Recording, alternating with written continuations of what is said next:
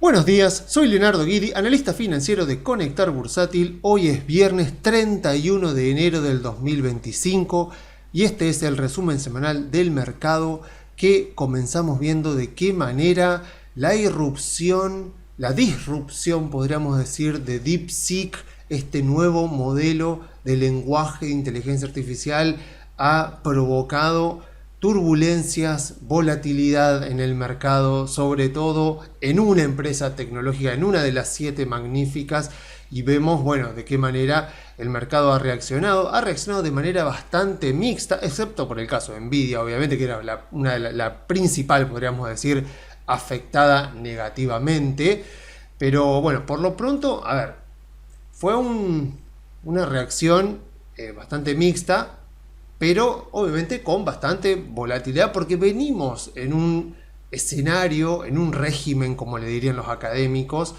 de mayor volatilidad. Claramente, si yo miro cómo venía subiendo, cómo se venía moviendo el Standard & Poor's, claramente vemos una diferencia entre esta suba bastante más ordenada, con velas mucho más chiquititas, con, bueno, acá obviamente lo que fue la victoria de Trump, pero con tomas de ganancia, con sub, y de repente esto, que vemos que es mucho más caótico. O sea que seguimos estando en un régimen de mayor volatilidad del que veníamos hasta el 18 de diciembre, donde arranca con esta vela roja, luego de que la Reserva Federal diera a entender que no iba a bajar tanto las tasas de interés durante este año, y de hecho en esta primera reunión efectivamente la han dejado igual, como ya desafiando un poco a Trump. O sea, tenemos la Reserva Federal por un lado, tenemos a Trump también, que parece que ahora ya dijo que, no sé si a partir ya de mañana, 1 de febrero, van a arrancar 25%, creo que leí por ahí,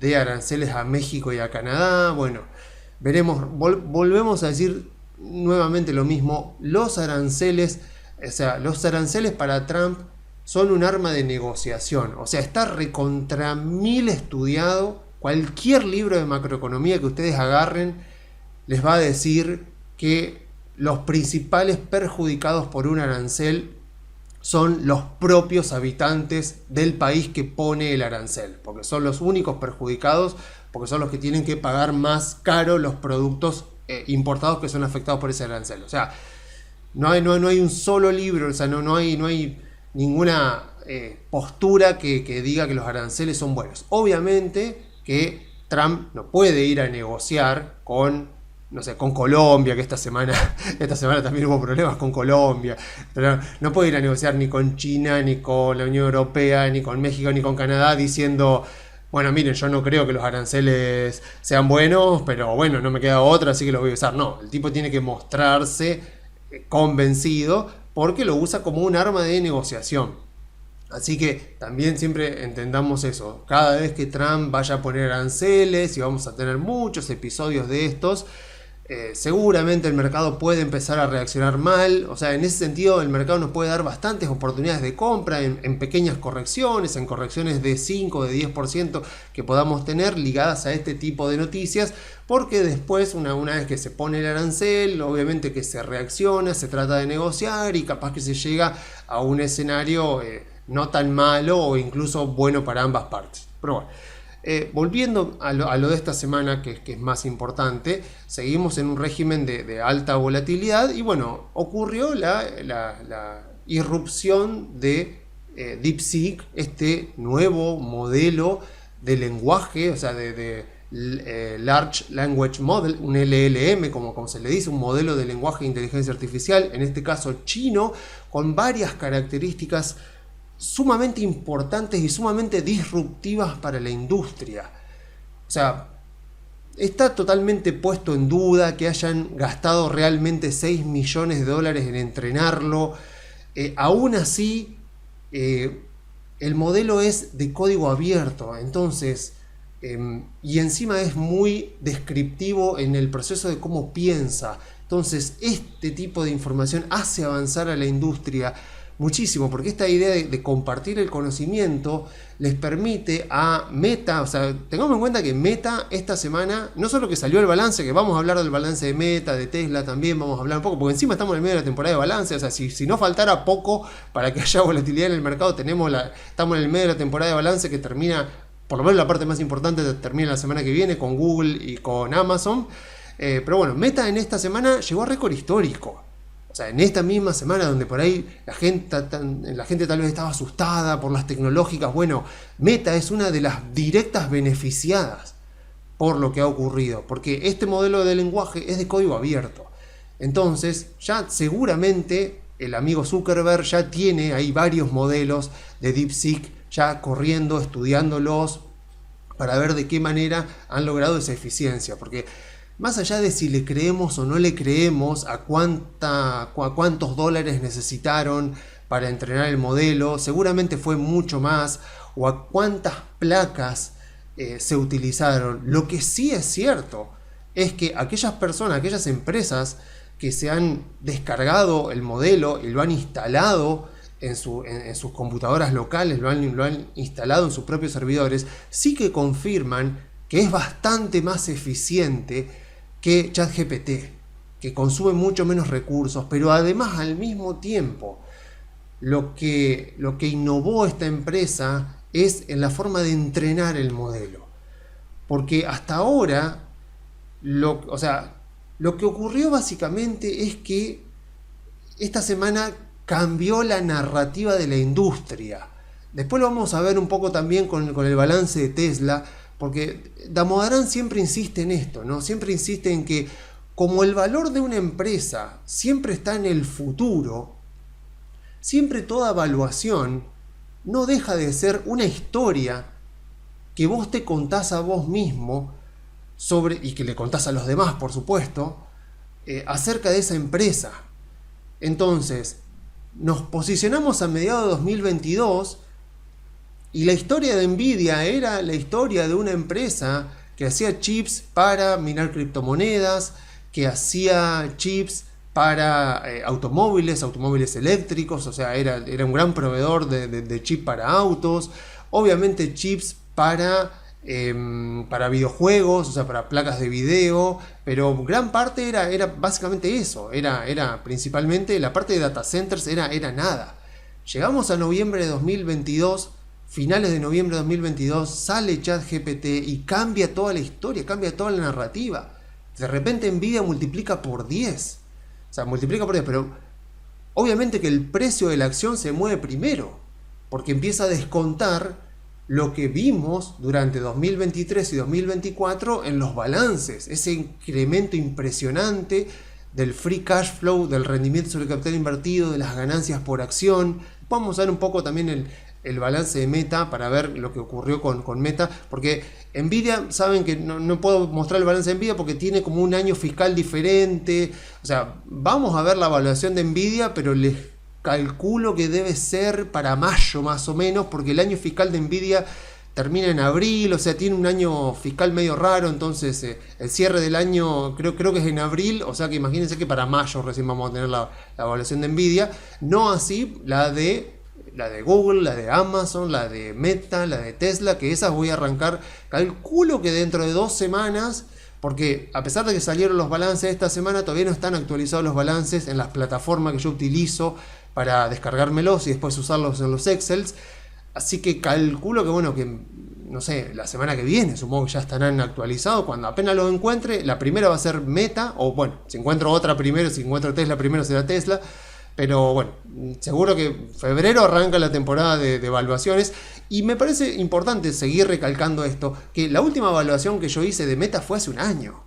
Entonces, esto es un trabajo muy intenso que uno tiene que dedicarle estudiando la compañía y aprendiendo a valorar una empresa y aprendiendo a manejar ese Excel, entender eso. Pero una vez que lo hiciste, después ya está, a menos que pase algo diferente. Por ejemplo, si yo hubiera tenido acciones de Nvidia, todo, bueno, si no fuera porque está bueno, falta un trimestre todavía, pero digamos, como que están medio ya cerrando el año fiscal, tendría que rever la evaluación. Pero después, una vez que hiciste la evaluación, una vez que entendiste la compañía, que entendiste sus ventajas competitivas, que entendiste para qué lado va a evolucionar la industria, después ya una vez que analizaste todo, agarraste el Excel, transformaste todo en números, todo, hiciste las proyecciones, hiciste escenarios, empezaste a ver escenarios positivos, negativos, viste qué es lo que está descontando el precio en el mercado y armaste eso, después ya está. Después, a menos que la empresa suba mucho y que de repente vos digas, uy, a ver, me parece que está pasando algo, o a menos que, como digo, o sea, si vos valuaste Nvidia en septiembre del 2022 y de repente en diciembre empieza a pasar eso, y sí, yo diría que tendrías que agarrar de vuelta el Excel y rever la evaluación, incluso ni siquiera capaz que cambiando datos, simplemente haciendo mejores proyecciones sobre lo que ya habías hecho para ver hasta dónde te podría dar. Pero bueno, quiero enfatizar eso, ¿no? De que es un laburo muy intenso, aburrido por momentos, todo, pero cuando lo haces después ya, una vez que hiciste eso, ya capaz que por un año no tenés que volver a hacerlo. Así que bueno, veremos cuando arranquemos las evaluaciones, pero bueno, en el mientras tanto, digo, de vuelta, ¿no? O sea, esto cambia, la industria, y como diría Howard Marks, es como que aumenta, bueno, Howard Marks habla de riesgo, yo diría que aumenta la incertidumbre de la industria de la inteligencia artificial. No sé si decir la industria, o tendría que hablar de la industria de los modelos de lenguaje puntualmente, pero bueno, más o menos sería o más o menos, hablando en términos más generales, sería la industria de la inteligencia artificial. Y por eso es que vemos la volatilidad que vimos esta semana, sobre todo en el caso de Nvidia, que es la principal afectada. Porque claro, ¿qué dice Howard Marks? Que riesgo es que menos, o sea, que más cosas pueden pasar de las que realmente van a pasar. Él siempre suele usar esa frase medio confusa. Él dice, riesgo es que muchas más cosas pueden pasar de las que realmente van a pasar. Entonces, como es medio confusa, digo, a ver, pensemos en la industria de la inteligencia artificial o de los modelos de lenguaje, como ChatGPT, Llama, Claude, DeepSeek, R1. Entonces uno dice, bueno, yo tengo escenarios futuros, un rango de escenarios futuros, algunos serán favorables para algunas empresas, otros serán favorables para todas, otros serán favorables para algunas y otras no tanto. Pero más o menos se tenía una cierta cantidad de escenarios. O sea, lo que uno decía antes, o sea, hasta el viernes de la semana pasada, lo que uno decía era, bueno, la industria de la inteligencia artificial se sostiene más o menos en tres pilares. El primero es el poder computacional, que es básicamente los chips, y podríamos decir los data centers, pero los data centers serían más que nada infraestructura. O sea, que serían principalmente los chips, donde ahí Nvidia es la principal proveedora, con los chips H100, con el chip Blackwell, que es como su chip más potente, pero después ahí también hubieron otras empresas beneficiadas, como Broadcom, por ejemplo, como Vistra también, que bueno, son ya empresas por ahí que hacen más infraestructura, pero también fueron beneficiadas. Obviamente TSMC, o sea, Taiwan Semiconductores, Texas también, hay una empresa de chip de Texas que también. Entonces, digamos, por un lado tenemos eso, ¿no? Los proveedores de chips. Después, por otro lado, y se acuerdan que habíamos hablado de lo que habían subido las empresas de utilities el año pasado, porque también teníamos el tema de la energía. No solo de la electricidad, sino también el tema de la refrigeración. Por eso ahora yo no sé en qué habrán quedado los planes. ¿Se acuerdan que Milei había hablado? Dijo que había hablado con Elon Musk incluso para hacer... había hablado también con el tema de Damian Reidel, de la inteligencia artificial en Argentina, de crear data centers con reactores nucleares en la Patagonia. Vamos a ver, porque esto cambia todo. O sea, esto que sale con DeepSeek cambia todo, porque claro, o sea, hasta que sale DeepSeek, vos lo que necesitabas era mucho poder computacional, necesitabas mucha electricidad, necesitabas mucho poder de refrigeración también. Por esa razón también es cierto que muchas mineras de cripto están en Islandia, por ejemplo, porque Islandia es un país muy frío y al que encima le sobra energía, porque es un país, una isla, no está conectada con nada, o sea que su exceso de energía que no consume, y tiene muchas fuentes de energía, imagínense, Islandia, no lo puede transportar, entonces la energía es muy barata y encima es un país muy frío, digamos el escenario perfecto para poner un data center, para poner una minera cripto, algo que necesite refrigeración y electricidad, perfecto, Islandia, un país exacto para hacer eso. Y después también, o sea, además de poder computacional de los chips, de energía, de refrigeración, necesitas el procesamiento, que ahí es donde ya entran las empresas como Meta, las empresas como Microsoft, donde tenés que tener el software y tenés que tener los datos. O sea, Google con Gemini y Meta con Llama fueron dos de las empresas que están más a la vanguardia al día de hoy, porque justamente tienen el software y tienen los datos para poder entrenar los modelos. Entonces, hasta el viernes pasado estábamos así. Entonces, ¿qué diría Howard Marks? Claro, lo que pasó ahora es que vos mirabas el futuro de esta industria y vos decías, bueno, a ver, ¿para dónde va el futuro de esta industria? Y a ver, más o menos se sabía bastante de que en algún momento iba a llegar algo como el modelo R1 de DeepSeek, pero no se esperaba, por supuesto, tan rápido. Yo creo que estamos, no sé, 2025 es un año donde vamos a empezar a ver cambios muy potentes con inteligencia artificial. O sea, se viene hablando de cuándo llegará la inteligencia artificial que supere a la capacidad humana. En un momento se dijo el 2030. Parecería ahora que se lo ha bajado al 2027. Bueno, veremos, pero en todo caso estamos como en tiempos muy interesantes donde las cosas pueden cambiar y están cambiando de hecho muy rápido. Entonces, volviendo al ejemplo de Howard Marks, lo que él diría es, bueno, mirá, si vos mirabas el futuro de la industria, vos decías, bueno, ¿para dónde vamos? Y bueno, vamos a más consumo de energía, más consumo de chips, y a través de datos, a través de software, tratar de mejorar la eficiencia. Bueno, acá ocurrió justamente eso. De repente sale un modelo que demuestra que por software han logrado mejorar muchísimo la eficiencia. Pero no solo la eficiencia de uso, una vez que ya está entrenado, sino la eficiencia para entrenar el modelo. Porque pongámosle que es mentira que entrenaron el modelo con 6 millones de dólares, pero por lo menos lo que se ve ya del modelo, que como es de código abierto ya se lo han descargado y ya lo han instalado muchos, sobre todo muchos expertos en tecnología, lo que ven es que para utilizarlo, para entrenar el modelo y optimizarlo, no se utilizó verificación humana, que sí se utilizó, por ejemplo, en ChatGPT, y que también, aún así, aún exagerando un poco el costo, es mucho más bajo. O sea, ellos dicen que usaron 6 millones de dólares. Pongámosle que es mentira. Pongámosle que usaron, no sé, 1.000 millones. Aún así, Meta este año planeaba, no sé si todavía, supongo que sí, pero bueno, planeaba invertir 60.000 millones para data centers, para infraestructura, para software, para datos, para entrenar modelos de inteligencia artificial.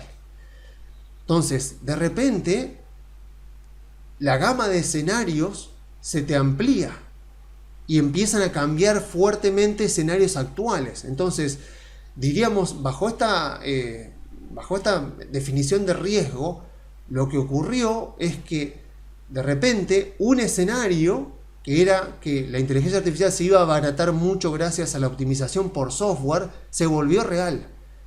Y otros escenarios que por ahí parecían ser los más probables para este año, por ejemplo, lo de más consumo de energía, más consumo de placas, empezaron a ser menos probables.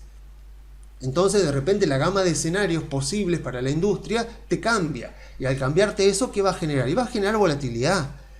Y obviamente que como pasa siempre en el mercado, cuando de repente hay un cambio en escenarios futuros, el mercado nunca va a ir al escenario más optimista, por supuesto que no. El mercado va a decir, ¿cuál es el escenario más pesimista? Bueno, vamos con ese escenario. El mercado siempre va a ir para ese lado. Porque es cierto que la principal perjudicada de esto es Nvidia, pero esto abre la puerta a muchas posibilidades. Porque, por ejemplo, Uno dice, bueno, ¿cuáles son los principales perjudicados? Bueno, claramente Nvidia, claramente las empresas que también ofrecían infraestructura para montar data centers, para todo lo que sea todo lo que sea eso, montar mantenimiento de data centers, de infraestructura, esos por supuesto perjudicados. Después las grandes tecnológicas no, porque yo digo, Facebook, Meta, ¿va a ser perjudicada? En absoluto, al contrario. Ellos van a poder, con menos placas, con menos poder computacional, no sé cómo variará su demanda de chip de Nvidia. Recordemos que es el segundo cliente más grande de Nvidia después de Microsoft. Obviamente que eso le puede abaratar mucho los costos a Meta y potenciarle además el desarrollo de sus modelos. Pero al mismo tiempo, esto abre la posibilidad a que muchas empresas que no podían darse el lujo de costear un modelo propio de inteligencia artificial lo pueden hacer. O sea, uno decía, bueno, yo tengo una empresa, no sé, de publicidad, vamos a poner, por cualquier cosa, publicidad.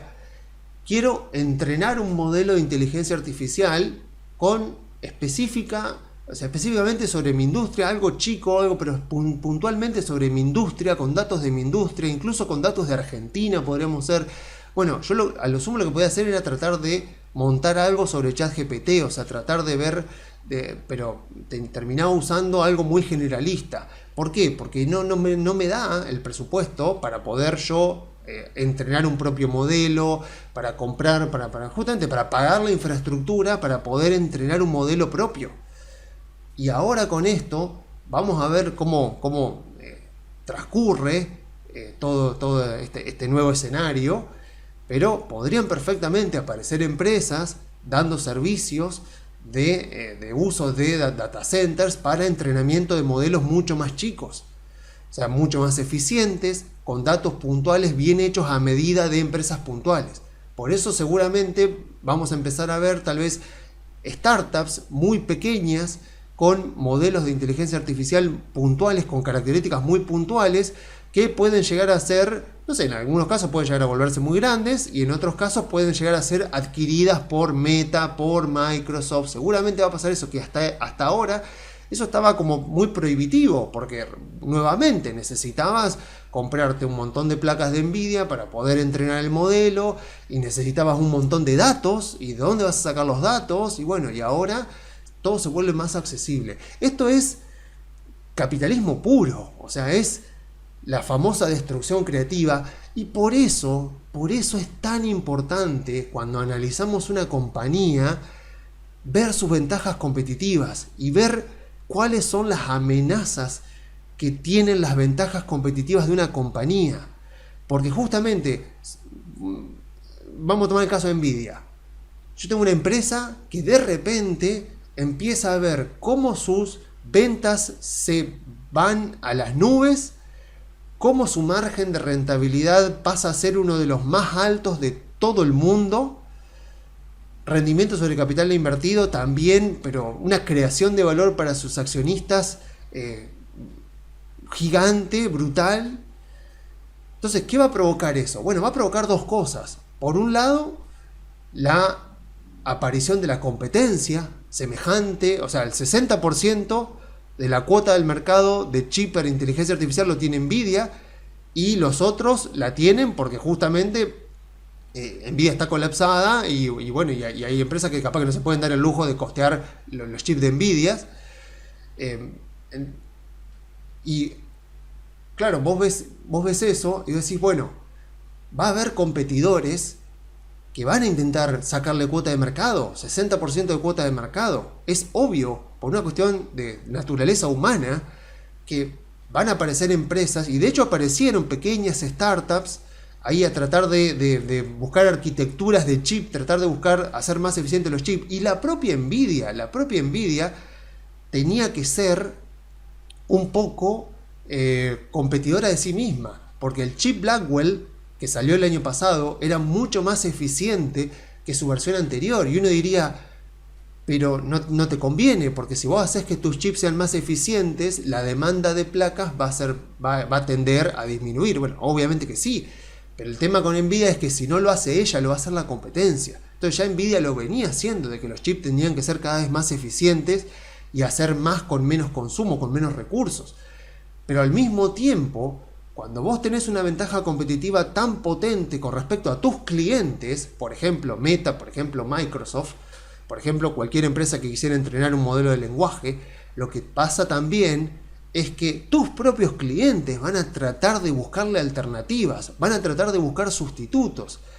En este caso, obvio, no había sustituto, por lo menos todavía no había sustituto para los chips de Nvidia, pero lo que sí podían hacer era tratar de mejorar la productividad por software. O sea, bueno, ya que no puedo tener alternativas de chips más eficientes y más económicos, lo que tengo que tratar de hacer es que esos recursos que yo compro, esos chips que yo compro, tratar de exprimirlos todo lo posible. O sea, tratar de que mi software sea lo más eficiente posible para utilizar el mismo hardware que me están proveyendo, en este caso Nvidia.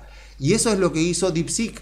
O sea, DeepSeek en teoría no utilizó el chip más avanzado de Nvidia, utilizaron otras placas que creo que la H800, pero es un gran ejemplo de una empresa que gozaba y goza todavía de una fuerte ventaja competitiva, pero esa misma fortaleza de su ventaja competitiva al mismo tiempo obviamente va a ser cuestionada todo el tiempo.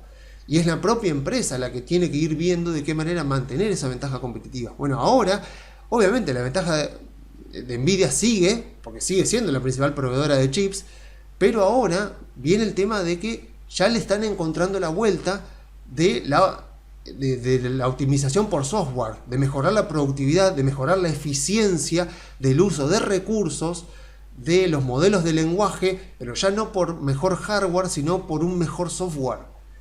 Entonces, por eso es tan importante, siempre que veamos, que busquemos de qué manera las ventajas competitivas de nuestra empresa, de la que estamos analizando, pueden ser debilitadas.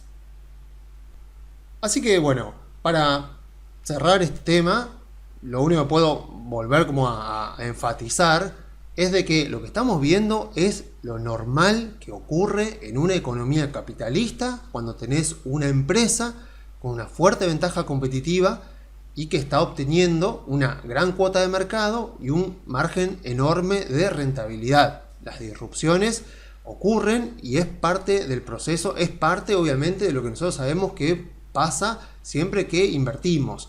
Obviamente tampoco esto quiere decir que, o sea, es cierto que, como lo comentaba recién, si yo tengo que ver entre ganadores y perdedores, claramente digo, bueno, las grandes tecnológicas, Meta, Microsoft, fueron ganadoras.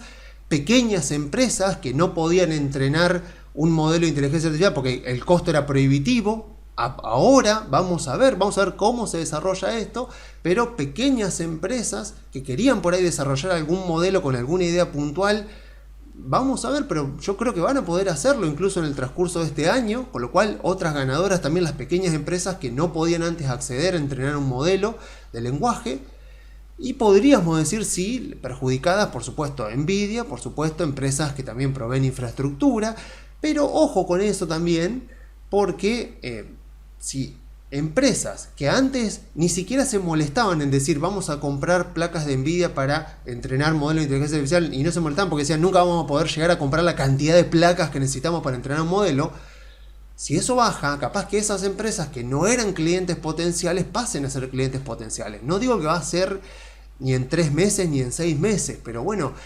me interesa mucho lo que está pasando con Nvidia, porque ya saben que yo erróneamente vine diciendo por mucho tiempo, 2023 y 2024, que Nvidia estaba cara, que obviamente el equivocado por supuesto era yo.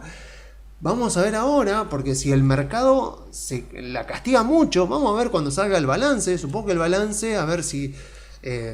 supongo que el del tercer trimestre se debería salir para finales de febrero, principios de marzo posiblemente. Vamos a ver ahí cuando salga el balance, ahí qué dice la gerencia bien en la conference call. Pero bueno, o sea, si el mercado la castiga mucho, capaz que pueda volver a entrar. Vamos a ver, le voy a hacer una evaluación cuando sea el cierre del año, Pero si vemos que ya sabemos como comento siempre acá, ¿no? Donde uno ve sangre en el mercado, tiene que ir ahí. Como siempre recomienda Howard Marks, si vos querés ganarle al mercado, vas a tener que hacer algo diferente a lo que hace el mercado. En la bolsa, en el mercado financiero, es muy fácil ser promedio, comprate el índice y ya está. Es muy difícil ganarle al índice y ganarle al índice de manera muy consistente en el tiempo, sin ser un timbero, o sea, sin arriesgarte a perderlo todo. Como me acuerdo que uno de los... Hoy estoy citando demasiado a Howard Marks. Me acuerdo que uno de los memos de Howard Marks siempre dice que todos los años se hacen rankings de los portfolio managers de Estados Unidos por el rendimiento que han obtenido. Y él comentaba con otro, y con otro que era como... digamos, consistente mitad de tabla. Ponele, no sé, si rankeaban del 1 al 10 o del 1 al 20, él siempre estaba en mitad de tabla, un poquito arriba, ahí, pero más o menos ahí. Y él le decía, y este tipo le decía a Marx, no tengo ningún interés de estar en el top 3, porque querer estar en el top 3 de los mejores rendimientos del año implica que me tengo que arriesgar a estar entre los últimos 3. Entonces, como no quiero arriesgarme a estar entre los últimos 3 del año, no me voy a arriesgar y no voy a apuntar a ser el mejor 3. Con estar acá en mitad de tabla, ganarle al índice por un poquito todos los años de manera consistente, me alcanza, le decía el tipo. Y bueno, acá lo mismo, ¿no? O sea, si queremos encontrar buenas oportunidades, en buenas empresas, que sabemos que son buenas empresas, claro que lo vamos a tener que hacer cuando el mercado las esté castigando injustamente. Lo hicimos con Meta en el 2022. Lo hicimos con Tesla también. Y bueno, o sea, hay que aguantar. O sea, bueno, ya saben, yo tengo compradas acciones de Intel desde octubre más o menos, compradas a $23, más o menos sigue ahí el precio. Digo, bueno, veremos, a ver, para mí por lo menos un 50% tendría que subir. Vamos a ver con lo que ha pasado ahora, qué pasa también, aunque Intel está en otra rama de la industria de los chips. Pero bueno, sí, o sea, si vos querés tratar de ganarle al mercado, tratar de obtener una gran ganancia, y en Meta la ganancia fue abrumadora, la que se pudo hacer, bueno, tenés que sí o sí arriesgarte a ir a contracorriente. O sea, no te queda otra. Cuando ves una buena compañía con fuertes ventajas competitivas, con un buen producto, con un buen servicio, y que por X razón, generalmente, como vieron en el caso de Meta y en el caso de Tesla, sus CEOs tienen muchas cosas que ver. Cuando el mercado se ensaña con el CEO, con el CEO no la ve, no entiende nada, bueno, ahí es donde se castiga la compañía y ahí es donde uno puede encontrar buenas oportunidades. Y así que bueno, espero que si el mercado castiga mucho a Nvidia, bueno, que ahí pueda yo tener una oportunidad de volver a entrar después de haberla mal vendido allá por el 2023 más o menos, bueno, mediados de 2023 más o menos. Así que bueno, vamos a ver ahora brevemente, así como para un poco de didáctica, porque voy a hacer las evaluaciones de estas empresas, pero ya que salieron los balances, me interesa puntualmente ver algo de Tesla. Este es el balance de Tesla que salió el cierre del 2024, y es muy interesante porque marca algo, o sea, porque si tenemos que pensar en qué es lo que está pasando con Tesla, qué es lo que viene pasando con Tesla desde que ganó Trump, porque si vemos la compañía, obviamente, vieron que hablamos de cómo cambia el régimen de volatilidad, de cómo cambia el movimiento de la acción en el mercado. Bueno, claramente tenemos lo que era el antes de Trump y a partir de Trump, que fue todo esto, y ahora estamos acá, y bueno, salió, o sea, imagínense, tenemos acá Tesla, no se movió mucho durante la semana, o sea, el mercado respondió un poquito, ahora bajó de vuelta. Al principio de la salida del balance estaba bajando como un 7%, y de repente habló Elon Musk en la conference call, que se hace cada vez que se publica el balance, y empezó a tirar datos, empezó a tirar proyecciones, empezó a hablar sobre todo de robótica, del Optimus, el robot de Tesla, que ya lo hemos visto durante este año en esa fiesta que hizo de presentación, de conducción autónoma, del Tesla Cab también, pero también de los robots Optimus. Al día siguiente el mercado la mató a la empresa, o sea, no gustó para nada, y ahora de repente no sé qué pasó. Bueno, lo que pasó fue que ganó Trump, Entonces todo lo que sería cuestiones gubernamentales, regulatorias, todo eso quedó mucho más allanado para la compañía. Pero claro, si yo miro el balance, veo esto, ¿no? Veo que ganancias por venta de automóviles bajaron 8%. Pero claro, ¿qué es lo que está mirando el mercado? El mercado finalmente parece estar convenciéndose de que Tesla no es una empresa de autos. Porque vemos que la parte de energía de baterías creció 113 y la parte de servicios creció 31. Cuando miro el margen operativo es muy bajo. Es propio de una empresa de autos, incluso diría hasta peor que una empresa de autos. Porque una empresa de autos dentro de todo suele estar más acá, más cerca del 10, del 11. El margen operativo de Tesla es del 6. Entonces, bueno, mejoró, incluso bajó un poco el free cash flow, pero bueno, mejoró en esos sectores. Y bueno, uno dice, ok, ¿qué está pasando acá? ¿No? Porque es una compañía que, está bien, su segmento principal, porque vemos esto, ¿no? Vemos la venta de auto, casi 20 mil millones de dólares, y lo otro por ahora bastante por detrás, pero viene creciendo fuerte. Entonces uno dice, bueno, pero ¿por qué el mercado no la castigó? Bueno, justamente por lo que pasó después en la conference call. Y claramente, hasta hace 6 meses, Elon Musk era un visionario que medio que vivía en su propio mundo, pero que no estaba bajando tanto la realidad, y de repente ahora el mercado le empieza a creer. Y eso tiene mucho que ver con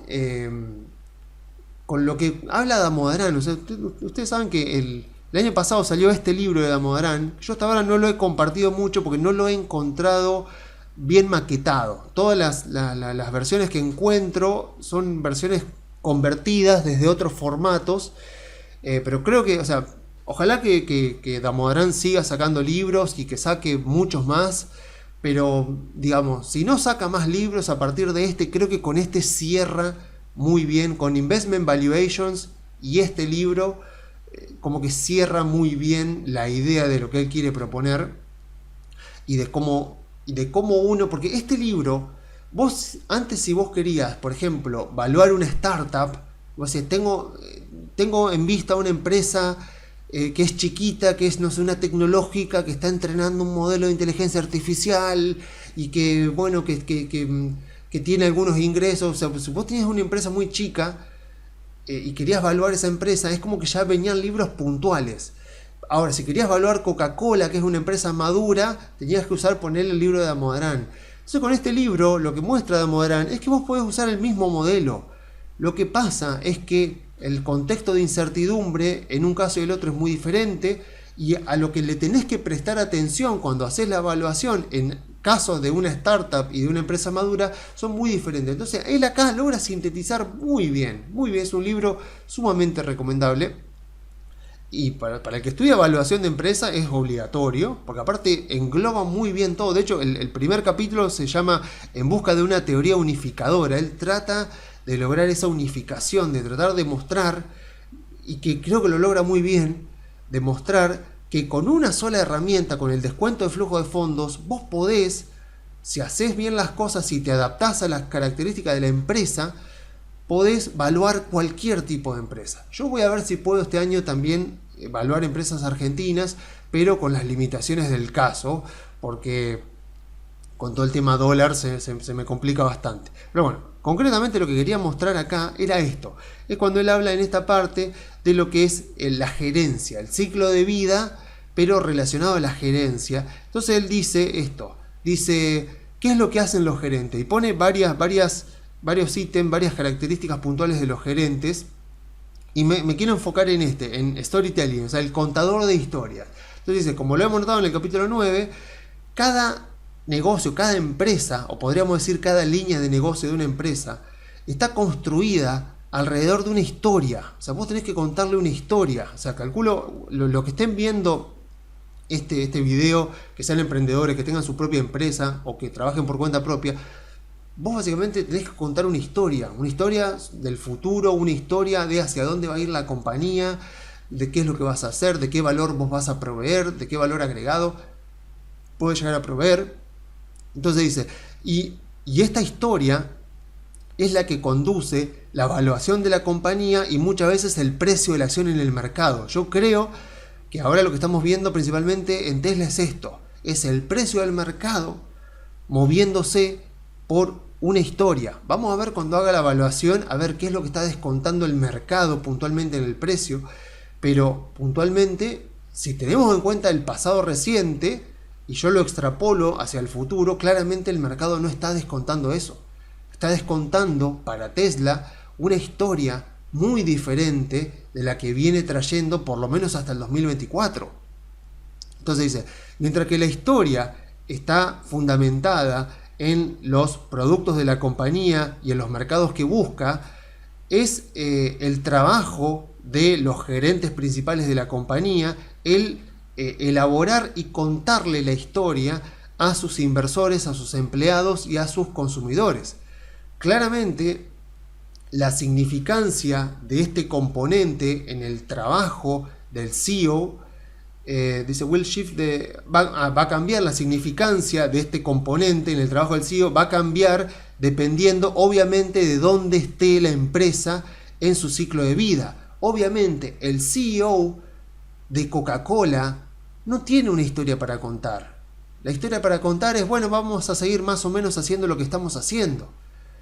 En el caso de Tesla, si bien no es una empresa joven, es una empresa que ya tiene un gran recorrido y está muy asentada y tiene un modelo de negocio que funciona. Eso por ahí, cuando uno tiene que explicar qué es lo que diferencia a una startup, una empresa en su estado inicial y una empresa que ya está creciendo, es básicamente eso, es que tiene un modelo de negocios que ya le está permitiendo subsistir por sí misma.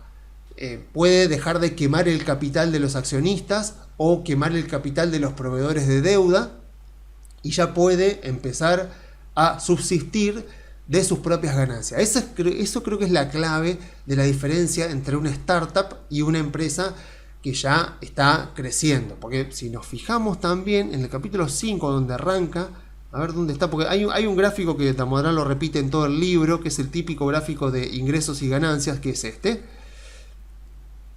Entonces, vos estás acá parado, obviamente, y vos decís, bueno, acá está la startup, que está probando el producto, está probando el modelo de negocio, crecimiento joven, acá ya tenés que estar más o menos pasando de la pérdida de la ganancia en esta fase, que ya donde ya demostrás que tu modelo de negocio ya es viable, que puede ser viable. Este es el rápido crecimiento ya madurez y declinación. Yo diría que Tesla sigue estando acá. O sea, no es una empresa joven, pero tampoco es una empresa que está llegando a la madurez. Apple, yo diría que está acá. Yo diría que Apple está en este lado. Microsoft no gustó el balance. Para mí es una empresa que está subvaluada, pero entiendo por qué no gustó el balance. En el caso de Tesla creo que está acá.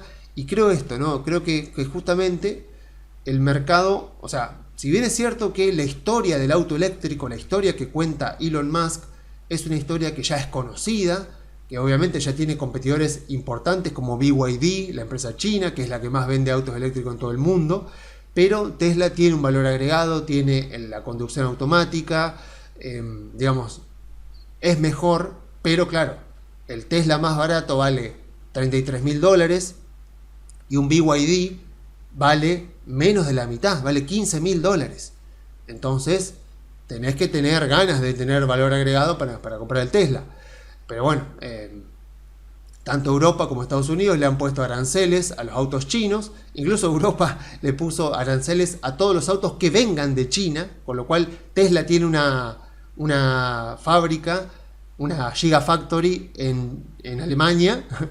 Pero aún así, si el Tesla viene de China, le ponen aranceles por más que la empresa esté produciendo también ahí en Europa. Bueno, cosas europeas. Bueno, en todo caso, lo que el mercado está comprando es eso. Lo que el mercado está comprando, siguiendo con esta filosofía muy correcta para mí de Damodaran, Elon Musk vendía una historia de conducción autónoma, vendía una historia de robots, del Optimus para las fábricas, pero después obviamente para consumo humano también, robots asistentes, bueno, de todo tipo, y encima, por lo que se ve están en un proceso muy intensivo de entrenamiento, pero que el entrenamiento de ese tipo de robots es muchísimo más complicado que el entrenamiento de un sistema de conducción autónoma, porque un sistema de conducción autónoma tiene que hacer solamente una cosa, que es conducir el auto. Pero el robot, un Optimus, que puede ser utilizado en una fábrica, y la fábrica puede ser de autos, puede ser metalúrgica, puede ser, bueno, tiene que estar entrenado para propósitos muchísimo más generales. Entonces eso va a llevar mucho más tiempo. Pero bueno, teníamos una historia que parece que el mercado no estaba creyendo hasta hace relativamente poco, y que a partir de ahora parece que está empezando a creer. Pero no nos olvidemos eso, que no deja de ser una historia. O sea, en algún momento, otra cosa que dijo Elon Musk, muy importante, es que en 2025 dijeron que en esta mitad de año, o sea, en la primera mitad del año, van a empezar a producir un modelo Tesla mucho más asequible. Supongo yo que tendría que estar por debajo de los $20.000 o más o menos ahí para poder competirle a BYD, porque si no se le va a complicar bastante. Porque recordemos que originalmente Tesla no estaba pensada para autos asequibles, estaba pensado para un segmento de gama alta. Ahora ya está en un segmento de gama alta, medio ahí, para abajo, y ahora quiere arrancar con el segmento de gama media. El Cybertruck fue un capricho, básicamente, otra cosa no se puede explicar, que fue un capricho de Elon, pero bueno, ahí está, y permite innovaciones en otras líneas de negocio. Pero bueno, lo que importa es eso, lo que importa es que el mercado sigue creyendo. El tema es eso, el tema es que como pasa, vieron, con el gobierno de Milei, que los periodistas por ahí dicen el gobierno está dando delivery, o sea, está hablando pero al mismo tiempo está entregando, está mostrando resultados. Bueno, lo mismo le va a pedir el mercado a Elon Musk, o sea, delivery, empezó a mostrar que el auto sale, el auto más asequible sale, empezó a mostrar, porque nadie duda de la tecnología, nadie duda que en conducción autónoma está top 1, top 2, no sé, ahí con Waymo, con la startup de Google, también ahí compitiendo, pero creo que Tesla supera.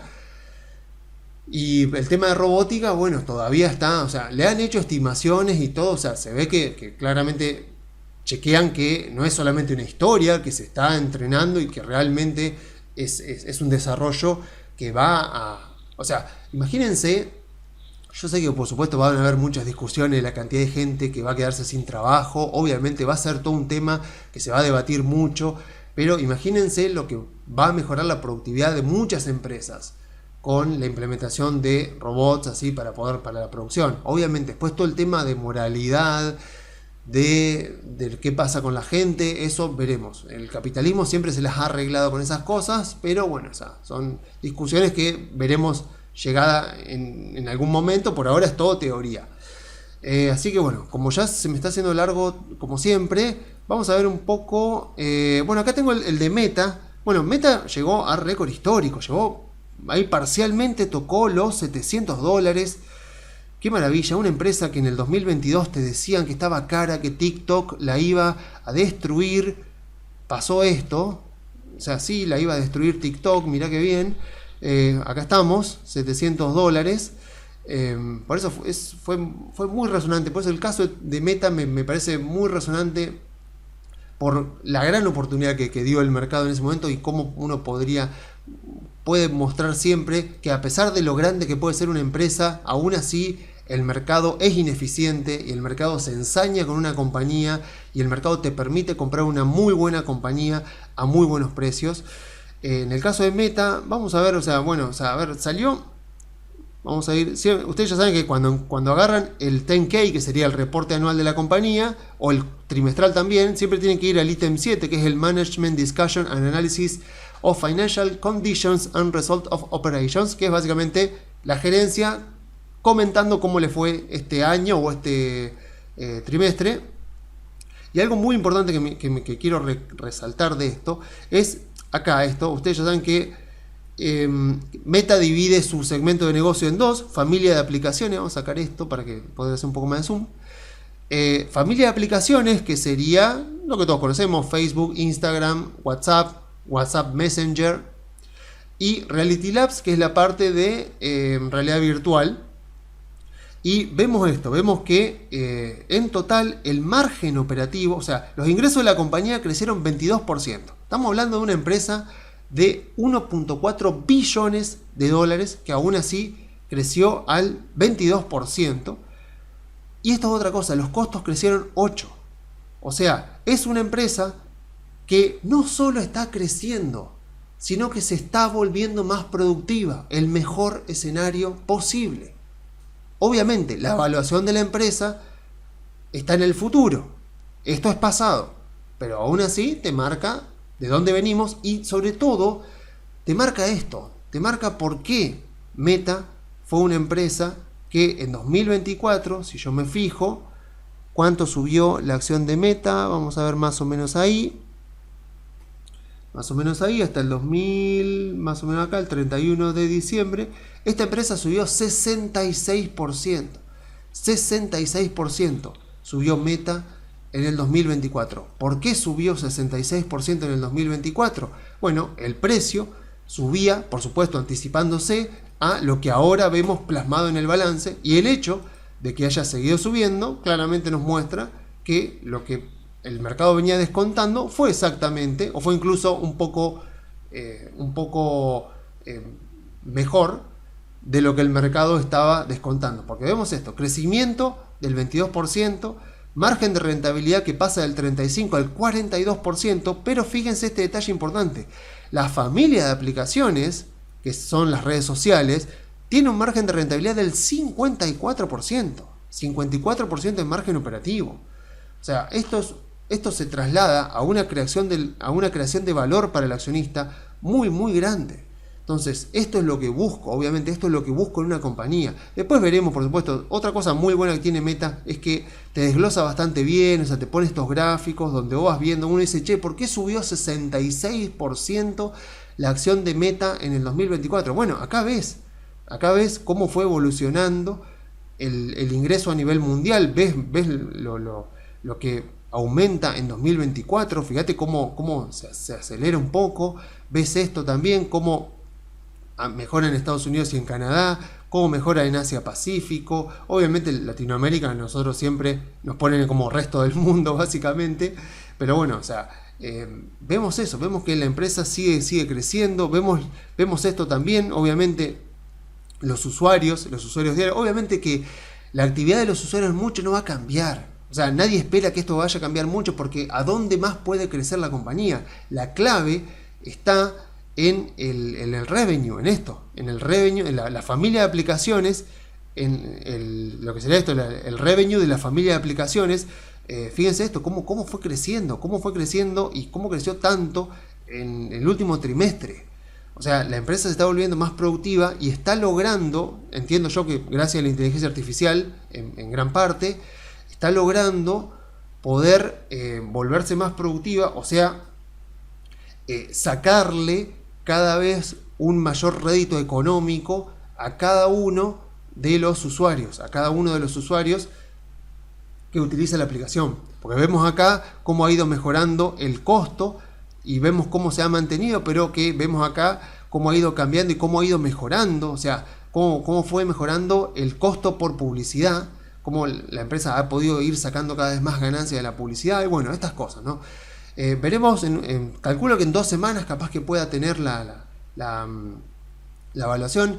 Tenía brevemente para ver lo de Microsoft. Microsoft no gustó el balance, vuelvo a repetir, creo que sigue subvaluada, pero entiendo que porque el mercado, el año pasado Microsoft fue de las peores entre las 7 magníficas. Este año, bueno, ya el balance no gustó.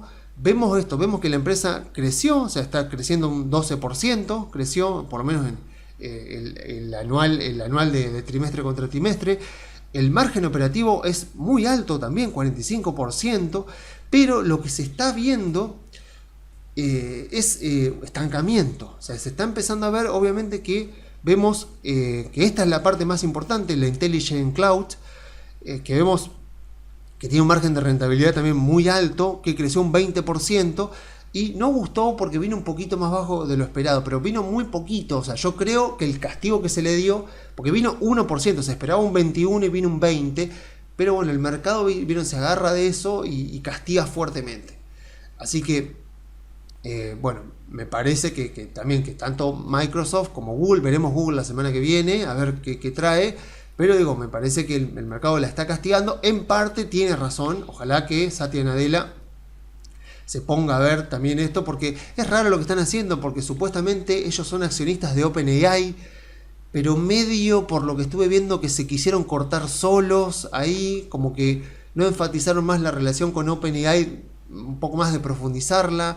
Es raro, tendría que ponerme a leer bien, a ver qué estrategia de negocio está llevando adelante la gerencia de Microsoft, porque es raro lo que están haciendo con Copilot, o sea, veremos a ver si hay mejores noticias, pero bueno, por lo pronto veremos a ver cómo viene cómo sigue la temporada.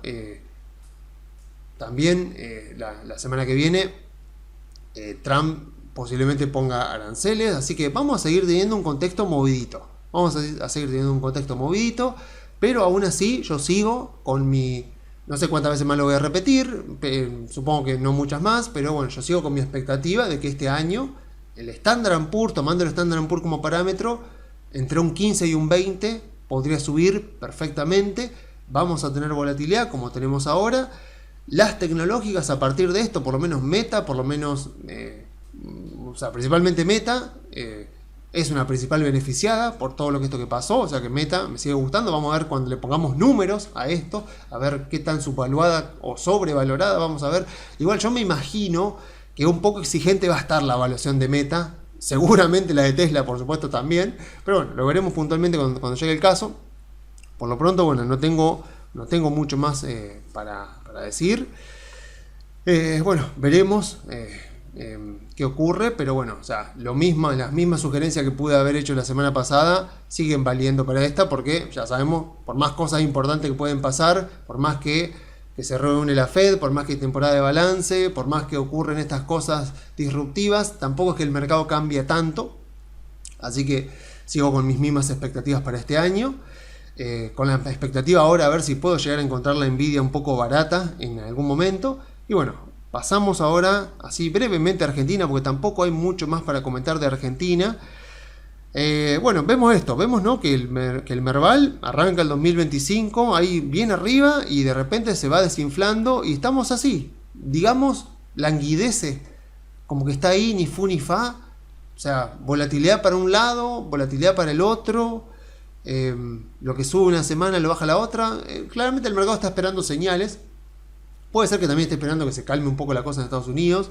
Obviamente ya no dependemos solamente de nosotros, o sea, nuestra historia ya está enlazada también a Estados Unidos, y si Estados Unidos también está como un poco volátil o sin mucho rumbo, a pesar de que, como decía, hay empresas como Meta que hicieron récord histórico esta semana. Vemos el índice Standard & Poor's y está ahí como que va dando vueltas más o menos en los 6.000 puntos. Y bueno, Argentina un poco que se contagia, a pesar de que los bonos se recuperaron un poco esta semana, pero es como que le faltan drivers. Claramente, o sea, hay que agregar información, hay que agregar variables a la historia de recuperación que está contando Argentina. Y bueno, para mí, o sea, como digo, no hay mucho para decir de Argentina. Yo creo que todas las mismas sugerencias de la semana pasada, Vista, YPF, Pampa, Ecogas, algún banco Macro, por ejemplo, o sea, algún banco, Autopista del Sol, siguen siendo obviamente las empresas que yo creo que más les conviene tener en Argentina en este momento. Pero bueno, nos faltan drivers, o sea, esto es así, obviamente, como ya lo hemos dicho, ¿no? Volatilidad y paciencia. O sea, volatilidad, aguantar volatilidad y tener paciencia. O sea, una vez que ya uno hizo el análisis, ya compró, listo. Ahora aguantate la volatilidad y tener paciencia a que ocurran. Veremos si hay alguna noticia sobre el Fondo Monetario. A partir de ya la semana que viene, el crawling peg baja al 1%. Bajaron la tasa esta semana. De hecho, hoy justamente tuve una conversación con un cliente, porque hoy se vencía la letra de enero y varios clientes de repente tienen pesos en la cuenta y tienen que ver qué reinvierten. Entonces, un cliente me comentaba, me preguntaba si le convenía volver a comprarle caps o le convenía pasarse a L35? Bueno, como se imaginarán, la primera respuesta es, me estás comparando dos cosas que son diferentes. La LCAPS es algo que suele ser a corto plazo, en pesos, no estás cubierto si sube el tipo de cambio. El bono soberano es un riesgo, yo diría alto, pero moderado alto, y que por lo menos ya sabes que, no sé, o sea, ojalá que lleguemos a riesgo país de 400 puntos antes de mediados de año, pero no te lo puedo garantizar. Con la letra yo te digo, vence tal día, vas a cobrar tanto, listo, cobras tanto, pues es algo muy sencillo. Ahora, con el bono es diferente. Entonces, no era muy difícil argumentar que obviamente te puede llegar a convenir más el bono, el L35, pero también porque el riesgo es mayor. Porque yo le digo, bueno, a ver, si yo hago el supuesto de que vamos a un riesgo país de 400 puntos, eso implicaría una L35 de 81 dólares más o menos, que estamos hablando de un 22-23% de suba. Por debajo de los 400 puntos de riesgo país, ya es hora de empezar a tomar ganancia. Yo 50% de la ganancia ya la tomaría, con riesgo país por debajo de 400 puntos. El 50% restante lo podemos dejar y ver si baja un poco más. Ya si baja de 300 puntos, ahí ya sí, ya no hay argumento que se sostenga, ¿no? para no vender.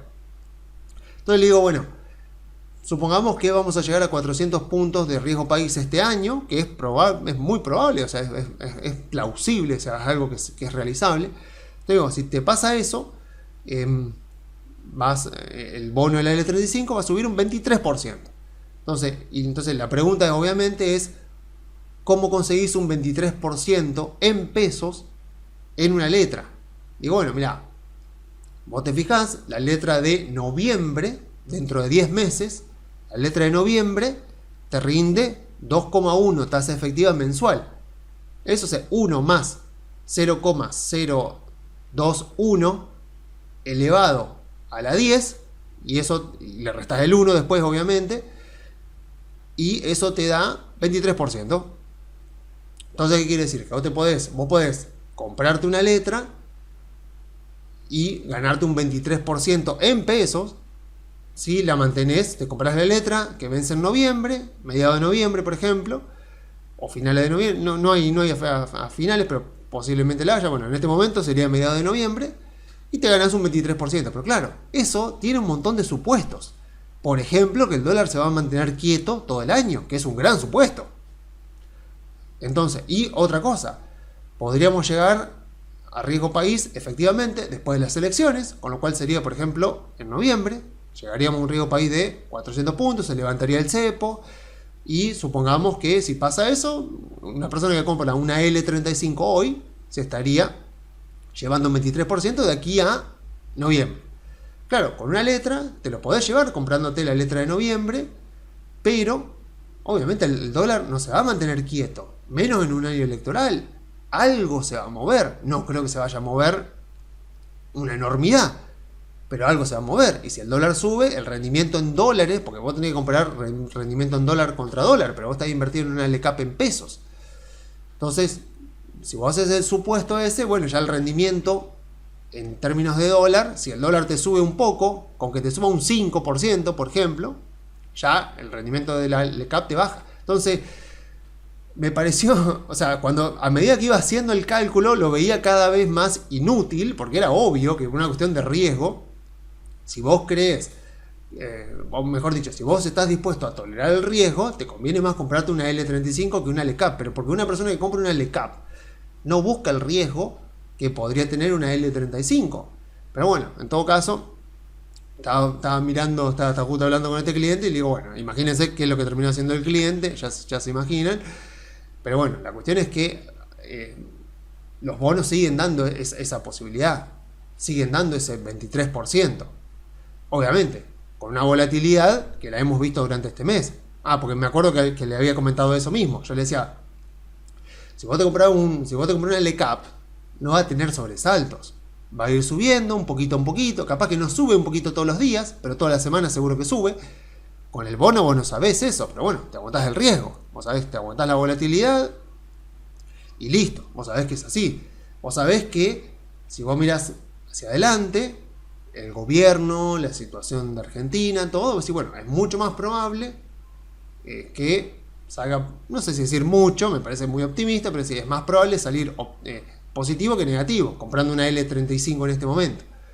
Lo mismo con acciones, pero necesitas paciencia y necesitas aguantarte la volatilidad. Si vos te aguantas eso, y yo sé que por ahí lo vengo repitiendo durante varias semanas, pero bueno, el hecho de hacer un informe semanal te obliga a eso. O sea, durante semanas a semanas, por ahí las cosas no cambian mucho. Y lo cierto es eso, arrancó el año re bien la primera semana y hace 3 semanas que venimos así. Y lo cierto es eso, que uno dice, ¿cambió algo en los fundamentos de Argentina? No.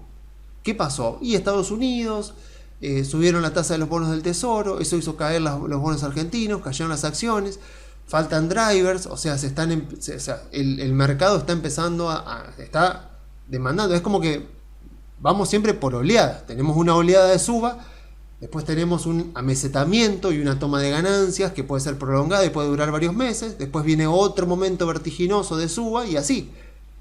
Es normal en mercados emergentes, es normal en mercados que están como saliendo de una crisis y está volviendo a lo que decíamos de la moderna, no, está cambiando la historia que yo contaba de Argentina en el 2023 es diferente que la historia que yo cuento de Argentina ahora.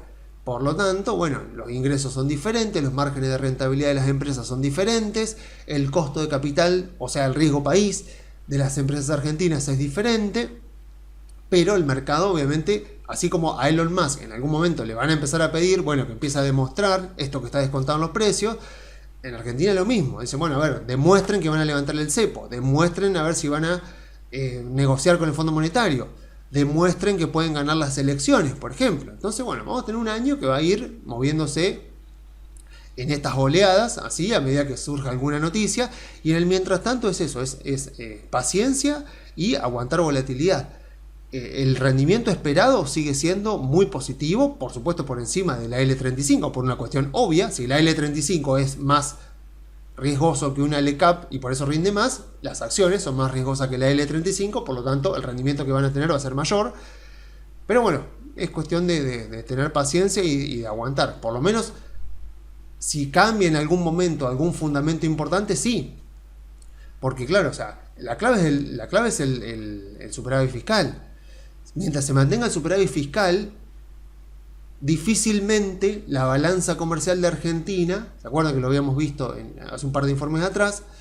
Difícilmente, si se mantiene el superávit fiscal, la balanza comercial, por una cuestión matemática, no estoy hablando de política, es pura economía matemática, si se mantiene el superávit fiscal y el gobierno ahorra, como en Argentina el sector privado ahorra mucho y la inversión es poca, entonces, por una cuestión matemática, la cuenta corriente, o sea, la diferencia entre exportaciones e importaciones, debería seguir siendo positiva.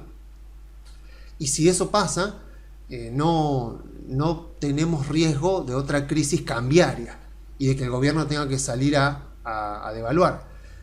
Porque nuevamente, o sea, esta semana volví a escuchar rumores, porque me pasó eso, otro cliente que me comentaba de que había escuchado, no sé, en la radio en algún lado, que el Fondo Monetario le había pedido al gobierno que devalúe un 10%, un 20% para poder darle los 10.000 millones de dólares que Milei quiere.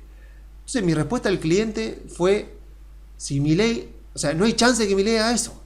No hay chance, o sea, y ojalá, o sea, a ver, ojalá no me equivoque, ¿no? Pero no hay chance de que Milei haga eso, porque si Milei hace eso y devalúa un 10, devalúa un 20, la inflación, como la contabilidad de cualquier almacenero argentino, la contabilidad de cualquier persona en Argentina que tiene un negocio, está en dólares en su cabeza, por más que cobren pesos, lo que sea, o sea, su contabilidad mental y su contabilidad a la hora de la verdad está en dólares. Si de repente dice, bueno, yo vendía algo que valía, no sé, 1.000 pesos. Vamos a suponer que el dólar está a 1.000. De repente me devalúan a 1.500 o a 1.200 y yo quiero seguir cobrando el equivalente a $1. Y bueno, si el dólar se fue a 1200 y yo lo estaba cobrando 1000, el dólar estaba a 1000, el dólar se fue a 1200, lo paso a 1200. Porque en mi contabilidad mental, o sea, en la contabilidad del almacenero de cualquier empresa, con la contabilidad del argentino, por nuestra historia, la lleva en dólares. Y bueno, si el dólar se fue a 1200, lo que yo vendo lo paso a 1200. Porque quiero seguir teniendo mi unidad de cuenta en dólares y mi contabilidad está en esa moneda, y entonces yo quiero seguir cobrando en esa misma moneda. Entonces a Milei se le acelera la inflación en un año electoral. Entonces le digo, no, Milei en ese caso va a preferir no arreglar con el fondo, mantener el cepo cambiario todo este año, y en todo caso levantar el cepo a fin de año, o capaz que ni siquiera, capaz que, no sé, después de la cosecha del 2026, pero no lo va a hacer. No va a hacer si hay riesgo, porque es su principal promesa de campaña. O sea, superávit fiscal y bajar la inflación, y no hay plata. O sea, son como sus eslóganes principales. Entonces, si resigna el superávit fiscal o si resigna la inflación, pierde todo su apoyo político y puede, por supuesto, seguro perdería el apoyo de la gente.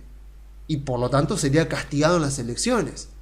Y volveríamos a tener un tercer presidente después de Macri y después de Alberto, que luego de sus elecciones legislativas está muerto políticamente y no puede hacer absolutamente nada.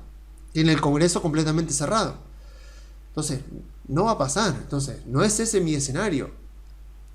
Así que yo creo que se hablará con el fondo. Si el fondo pide evaluación, no la van a hacer. Entonces, por eso digo, tenemos que tomar decisiones nosotros sobre la base de que no va a haber un salto evaluatorio. Que van a seguir el crawling peg todo y que en algún momento se puede levantar el cepo, sí. Pero bueno, o sea, antes, por ejemplo, Macri, lo que te decía, Macri decía, ok, no bajó el gasto público, pero, gasto más, y, bajo las retenciones, como hizo Macri al principio, ¿no? Macri al principio, ¿qué hizo? Bajó las retenciones. Pero ¿qué pasó? Bajó las retenciones, pero no bajó el gasto público, no achicó el Estado. ¿Cómo financiaba eso? Con deuda y con más impuestos. O sea, le sacó las retenciones al campo, al principio, el primer mes de gobierno, sacó retenciones al campo, bajó retenciones de la soja, por ejemplo, como hizo Milei ahora. Entonces Macri bajó retenciones al campo, aumentó impuestos en otro lado y mantuvo el déficit fiscal financiado con deuda. ¿Qué pasó? Las tuvo que volver a poner. Milei primero bajó el gasto público, llegó a superávit fiscal, y ahora que las cuentas le dan y que estiman exportaciones de energía que supongo que serán lo suficientemente grandes para reemplazar el ingreso del campo, dice, bueno, ahora que achiqué el Estado, que no necesito tanto financiamiento y que tengo una segunda fuente de financiamiento que es la energía, puedo bajar las retenciones al campo. Entonces, a eso por ahí me refiero cuando digo, están mejorando los fundamentos, porque se están haciendo las cosas en el orden correcto como para que no termine pasando lo que pasó con Macri, que lo que se bajó al principio del gobierno o lo que se quitó al principio del gobierno se volvió a poner en el 2018-2019, porque no era sostenible, porque estaba financiado con deuda, y cuando se terminó la deuda se terminó lo que se había otorgado al principio del gobierno de Macri. Ahora las cosas se están haciendo bien, así que bueno, cuestión de tener paciencia y de aguantar volatilidad. Eso es la historia de Argentina durante este mes de enero, y supongo que lo será durante varios periodos a lo largo de este año. Así que bueno, entonces yo me despido. Si quieren comunicarse con nosotros, pueden mandar un mail a info@conectarbursátil.com.ar. Así que nos vemos la semana que viene, y hasta que nos volvamos a ver, cuiden mucho su dinero.